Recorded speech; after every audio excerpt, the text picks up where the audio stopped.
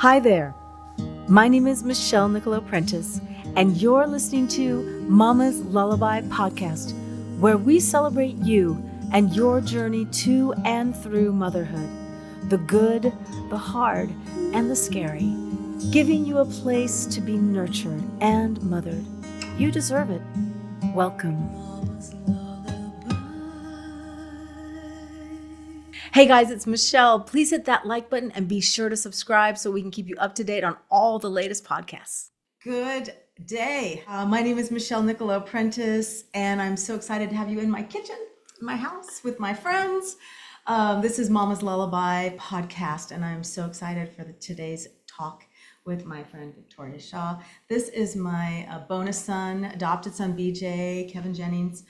He's going to help me with this podcast, and I'm so happy that you're here. Happy to be here, Mom. Yeah, absolutely. And so the purpose of the Mama's Lullaby podcast is to make sure we can celebrate motherhood, and which is like, what do you mean? I love moms. So I think that's my small qualification, is how much I love moms, and the fact that we also want to give mothers an amazing place to feel nurtured and still be mothered, right? Because just because you are a mom doesn't mean you don't need a mom.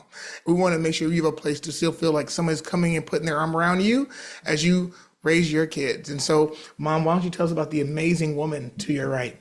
This is Victoria Shaw. She is a singer, a songwriter. She is an amazing mother of two gorgeous, talented, beautiful, and fabulous girls. I'm not arguing with that. No. I will not argue that They point. take after their mother. I'll argue that, but they are amazing. They are amazing.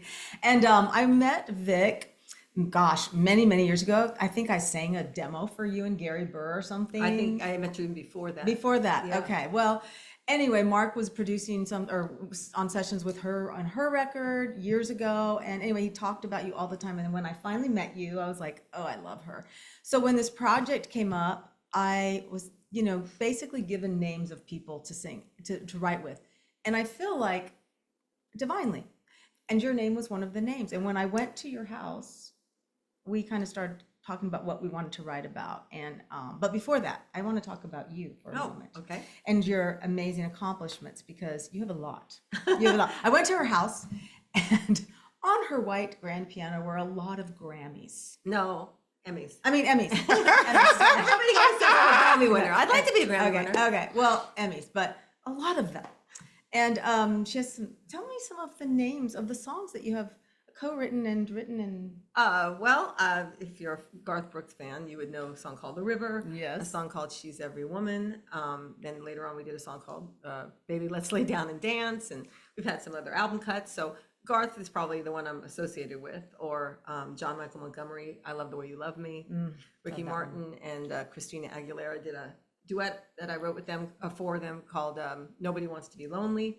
So just a lot of different things in different genres. It's a lot of fun. And you also brought Lady A to the game. I did. I developed Lady Annabella, Lady A, a long time ago when they were the other name. Yeah. And it's always been a passion to recognize talent and then nurture them. That's the mother in me, literally. Yeah. And that's why I think I've succeeded, because I have the patience of a mom. Whereas so many of my male friends who would find an act they believed in, after a year, if it didn't work and they couldn't, get them somewhere, they kind of felt like, well, it's not going to work.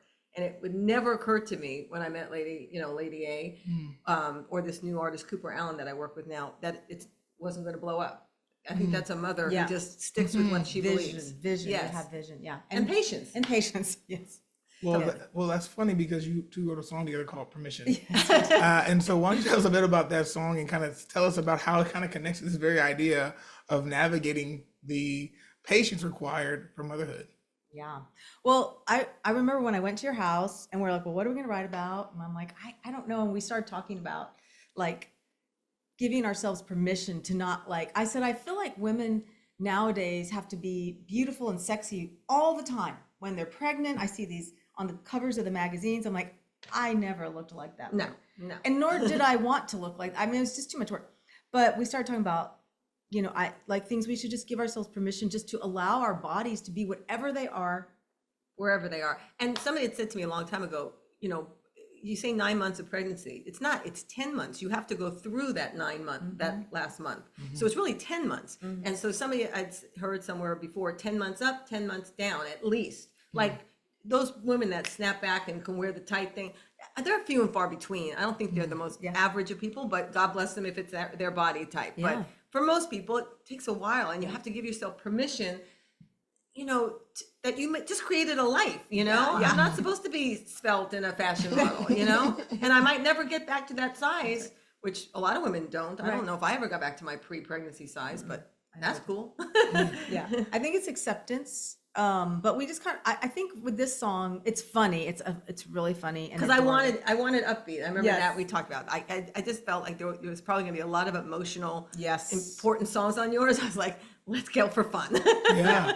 Well, I mean, as an observer, obviously I'm the father of 2 small children, and watching my wife on her own journey, I can totally understand, at least just looking, like this can be a very sad thing that I don't get to go back to who I was, or I can find some joy in it and start to embrace who I'm becoming. Yeah. And so maybe if if there like a line or two from the song that we can kind of zero in on, that both of you kind of think about and kind of reflect upon. You pick the lines. Let's see. Well, okay. So the first line is, I give myself permission to let the housework go. I never left my house when my kids were little until my house was clean.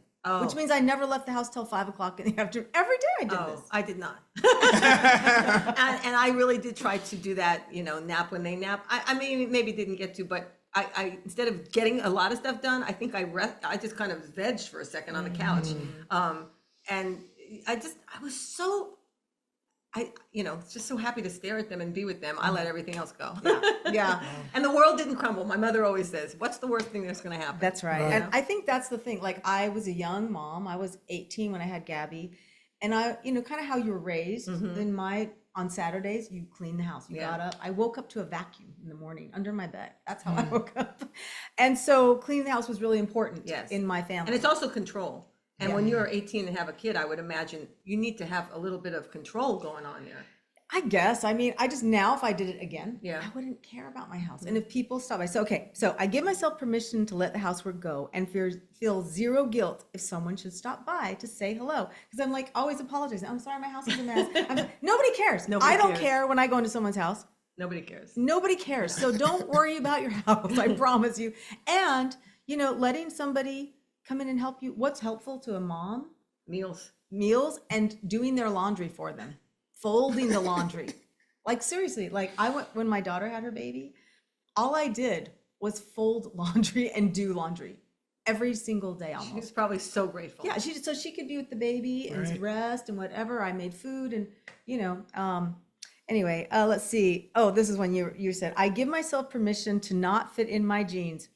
And I give myself a little grace. I've been a baby making machine. That's right. If the outcome is a little bit of a larger size, but a human you've created that you really love, I don't think there's much of a trade-off there. I mean, it's like easy, and it's, without getting not negative, going down on the weight thing, it's just a hard thing. It's hard in general. Then you make a baby, and you got a lot of stuff going on, you know? So, you got to really work at letting that stuff go. It is amazing what our bodies do, how they expand, it's such a miracle to have a baby in and of itself, that you can carry a baby, that a baby can be created, a human being, and it grows. And it's just insane. It is. I felt pretty powerful. And I felt completely in awe.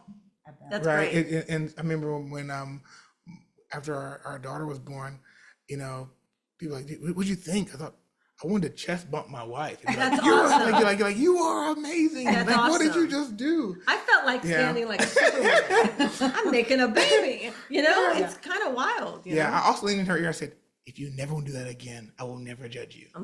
Like, after watching it up close, I thought to myself, this is not the kind of thing I want any ability to ask for more than one time. Like, if you do it again, it's because you asked for it, because I cannot ask you to go through that again on my behalf. Like, we'll just adopt. Even just a menstrual pain, I guarantee you would never survive. Okay? and the thing is, I'm not kidding you. That feels like labor. Menstrual pains feel that's what labor feels like. I I think I don't doubt you one No, second. seriously, Like, you guys don't even know. I don't. And the thing is, I've never thought I want to know. Yeah. I was like, you know what? Some things I'm okay with my ignorance. No, but it's just so funny, guys are like, it's just a funny thing. I'm a fan of guys, they're fine. Yeah. But when it comes to like them getting a cold and it's like the end of the world and they have a boo-boo, it's like, let's do this once a month and you tell me how you're doing. Yeah, I will say, I think what I really want to do with Mama's Lullaby is I just really want to uplift each other, because I think there's so much judgment in the world, period. Sure. Okay, that's number one. We judge ourselves so harshly, and then we judge each other. And I really just, there's so many ways to do something. My way is the good way for me, but my way may not be the best way for you, or vice versa. And I just really want to, as we're talking, there are so many ways also to become a mother. Mm-hmm. So this song still applies if you didn't give birth and you adopted a kid. That's right. Because you're still tired, you're still haggard, you're still eating shit you shouldn't be eating. You're finishing their stuff on the plate. I mean, so motherhood encompasses a lot. It does. It does. And however it brings you to the table, it's all kind of the same exhaustion. Oh, 100%. One of my friends, she was 50 when she had her baby. Wow. She couldn't have her, they had an artificial insemination. Well, Surrogate. her niece gave her egg, and it was her husband's sperm, and she carried the baby and delivered the baby. Wow. And she said to me, and then she went right into menopause after she had the baby. Gosh. And she said, I have never been so exhausted in my entire life. And I was like, at 50, yeah, in 18, 19, and then I had John at 29, which is his birthday today. Oh, wow. John's birthday today, 27. But it's like an exhaustion you can't explain, as BJ knows. And BJ is such a good dad. I mean, he has been there with those kids. How old are your kids? I have an 8-year-old daughter and a 3-year-old son. Yeah. They're Yeah. so adorable, Yeah. amazing. They're great parents. He is just an incredible dad. I have to give you props, Oh, thanks. I because appreciate that, you Mom. really are just. I'm so proud of you. Oh, thank you. So That means a proud lot. of Well, and I think that I would say this, the opportunity to be at the table with the two of you, for me, is more about the fact of my appreciation for what it takes to raise and create children. I was raised by a single mom, and so for me, there's a lot of admiration I have for mothers in general and what that takes emotionally and mentally and physically. And so for me, I am the exact opposite of an expert. Whatever you have an expert, I'm the furthest from that category. Well, I mean, but you also observed a great mom, obviously. Yeah, for sure. Yeah. And I think it's really cool to be able to come and have a conversation like this one. So the question I'm asking is, so there's someone who will hear these lyrics, enjoy the song, maybe aspire to give themselves permission, but they are still holding on. There's a part of them that still says, well, I still saw my mom clean up. I still saw my mom have fun with us. And they might latch on to a part of the journey without maybe embracing the hard part that you two are talking about today. So for that mom who may be listening or watching, what's something you'd want to say to her if she's struggling to give herself permission? You want to answer that?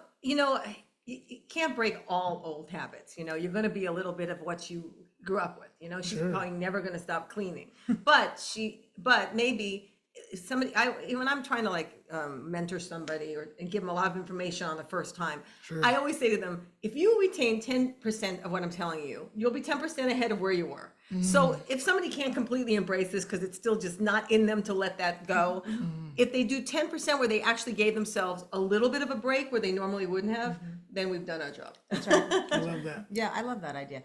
I think it is those small steps, a small, tiny habits. There's a book called Tiny Habits. Have you ever heard of that book? It's about doing just a little thing consistently. So if it is, you set a timer for 5 minutes to go put the baby in the crib and Sit down and breathe Yeah. for 5 minutes. It's very hard to do. It is. It's hard for me to do. Because you look around, you're sitting there. Oh and my you God. look around. I need to do that. Yeah. You're absolutely right. Go to someone else's house. Right. And then Or you go outside, Oh, grounding. Do you do grounding? No, but we talked about that. So taking your shoes off, going and putting your feet on the grass or dirt or something, and just letting the earth's energy connect with your energy. It's very powerful and very calming. It is. So, I mean, I can imagine. Yeah. I have to do it a lot. I need to do it more than I am, but I think this project is so needed and unique and timely. I think because your album represents all sorts of having children, losing children. The everything that has to do with being a woman, a mother figure. Right. And I think it's gonna do a lot of good. I think people are gonna send it certain songs, maybe like this song to somebody who just had a kid, or somebody's gonna send it to somebody who lost a child or had a miscarriage, which I actually had too in between my births. So I think this is a very needed project, and it's beautifully done because I heard all the other songs, and I'm just so honored to be a part of it. thank you. I'm so happy that you were. And yeah, it really, mothering is a really important job in my book. I feel like if we have healthy, happy moms, we have a healthier, happy society. And supporting moms in ways that we don't always do for ourselves. Like I feel like once you become a mom, you're mothering, quit mothering you. You become, it becomes all about the baby, and you just kind of get forgotten about, you forget about yourself. And so I really want to encourage us to allow people to still mother us. I mean, we used to live in villages. Yeah, it still takes a village, really. Yeah, you had your grandmother, your great grandmother, your aunts, whatever. But now people don't live near each other a lot, or they don't have anybody. I've been at the park with my granddaughter a lot, and I meet these young moms, and they're like, they have no family. Their mom's living in another state, friends and they're by can become themselves. your village, Right. And so that's what I was going to say is like, it's really important when you see a mom and you just go up and just befriend her, like just, hey, can I sit with her and talk with her for a minute? Just even being able to speak to another adult sometimes is so whenever I see helpful. new parents, I always say the same thing, and I think they must think I'm so weird, but I always, if it's quickly in a restaurant or in a park or whatever, I always say, can I give you a little advice? And you can see them roll their eyes because everybody and their mother is going to give them advice. I say, can I just give you a little advice of something I did that really, really helped my parenting? Teach them sign language.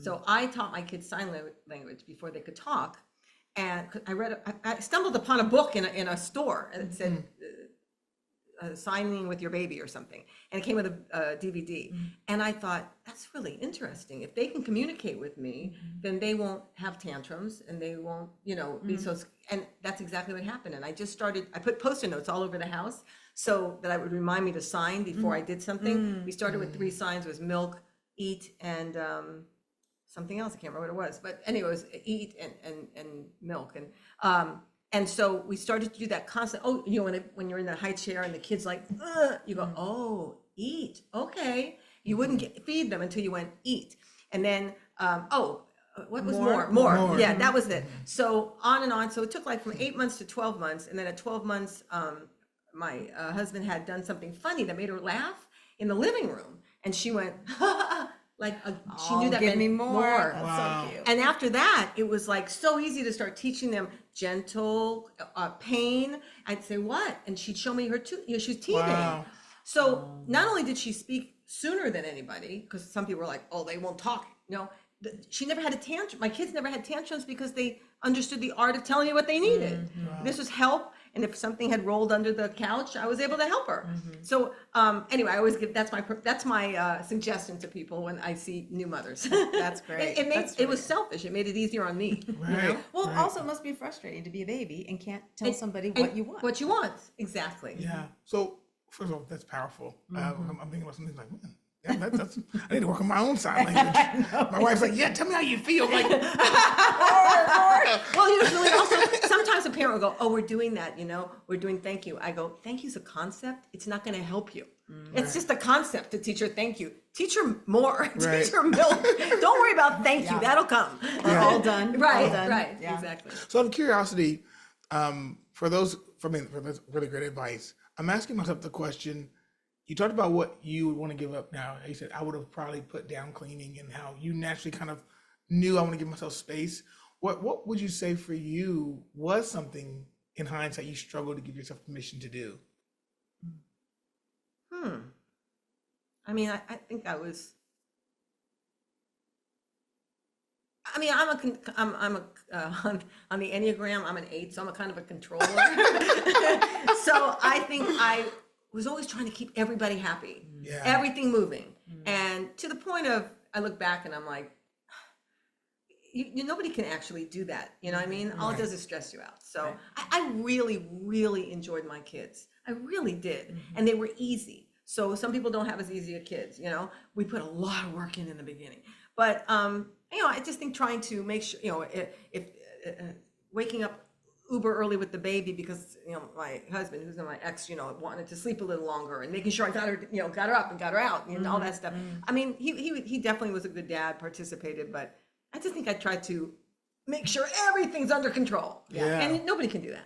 Yeah. Yeah. I love that. I wish I would have spent more time with my kids playing with them instead of cleaning the house or doing things I thought were important that weren't important at all, because they grow up so fast. Yeah. You know, they grow up so fast, and then by the time you get it, they're teenagers and they don't want to hang out with you in that same way. I knew going in that there's no way I'm not going to make mistakes. Like I knew it. I just wanted to make new mistakes, not the same old ones that my parents did for me. Yeah. And I was like, I always joked, like they're going to end up on a therapist's couch, but I want them with new problems, not the same ones I handed them down. And trust me, they will. And sometimes, you know, my daughters, they're in their early 20s now, will be like, well, you know, you gave me a complex because you said blah, blah, blah. I'm like, I had no idea. I had to give myself permission to go, I don't know what to tell you. I did the best I could. That's what the 20s are for. The 20s are for the children to go, you messed me up. Totally. You were a terrible mom, Yeah, no, and they it's didn't say your that, fault yeah. that I have this problem. Right. Meanwhile, they still like to hang with me, so I must be doing Oh that no, right. for sure. That's yeah. right. Well, and I love think that. I love that you're like, well, I did the best I can. I can tend to be very emotional when my kids judge me, and I want my kids to really like me and think I'm awesome. They And do like you. They do think you're awesome. but they also have judged me in their 20s pretty harshly at times. But that's okay. You know, I They was have a to, and young you're mom. also the safe space. Yeah, that's absolutely right. I was right. And you know, I was a young mom. I didn't, you know, if I would have been older, like with Johnny, I was 29. So I had more of a concept. So with him, I did play with him more. I wish I could have done that with my other. But you know, you can't go back. You can't. And you could only be that first time mother at 18. At 18. Yeah. You know? I mean, it's like my mom says, because I have one older sister. Each kid, and this is true for everybody, each kid has a different parent. That's right. Because your oldest, your 8-year-old, has first-time parents. That's right. A little bit more, who have more time to be with her, and also a little bit more careful, you know, got that. Then you get the second kid. You don't have time. And the second kid, you're more relaxed because you're a second-time parent. right. And you're like, it's fine. Just put it in your mouth. You know? Third Put some kid, dirt on I it. can't even imagine third kid's like, you're on your own, kid. But we all have different parents because That's true. I was a lot less uptight when I had my second kid, Yeah, you know, and that's I'm a true. second child, and I see how, you know, it's a little bit more go with the flow than I am because I had to, you know. Yeah, So for that's a good sure. point. That's a really good one. And what I hope people just observed, and I'll just share what I observed, Okay.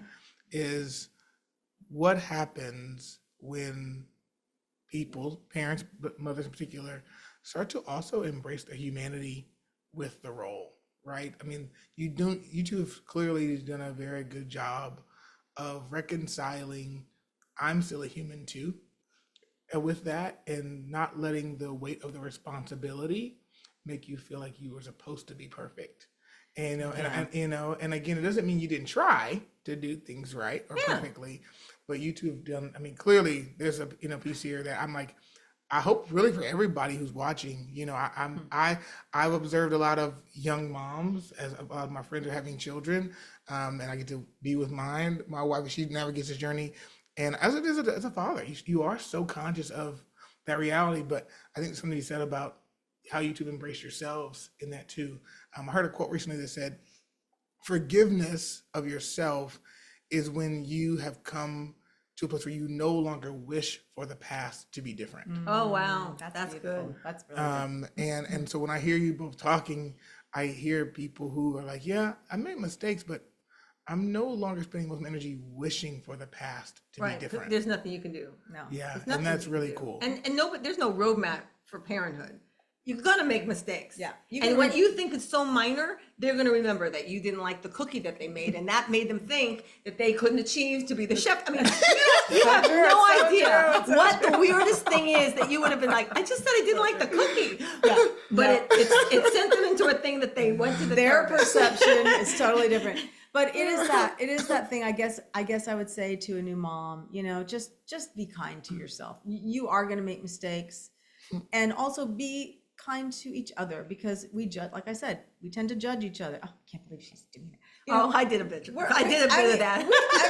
We all do. It's natural, but just to be a little more aware of, like, I don't know what she's going through in her life. I don't know what she's been through in her life. I don't know what's going on inside that house. That's exactly right. So I just want to promote a little more kindness to ourselves and to each other, so we can lift each other up, support each other, be at each other's backs, and go, you know what? You're freaking amazing, because you showed up again today. Right. Yeah.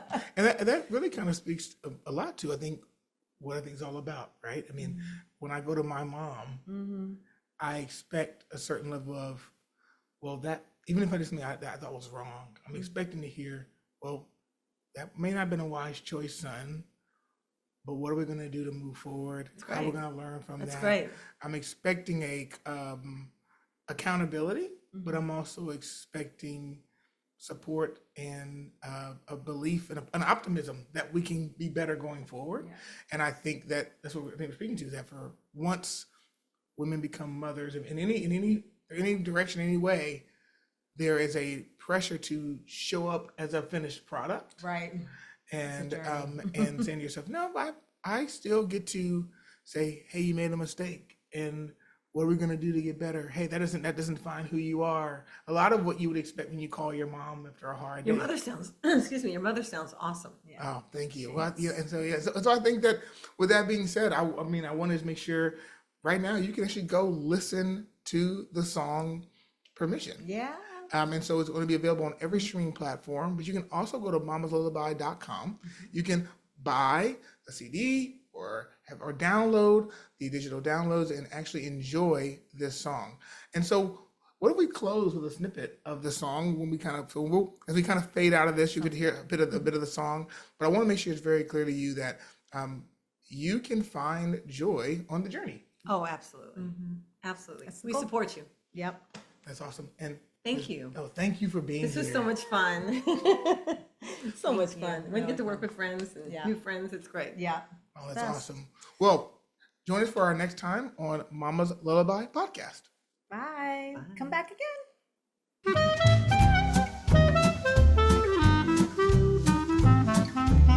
I give myself permission to let the housework go and feel zero guilt if someone should stop by to say hello. This newborn baby business is harder than it looks, 'cause this is real life, yeah.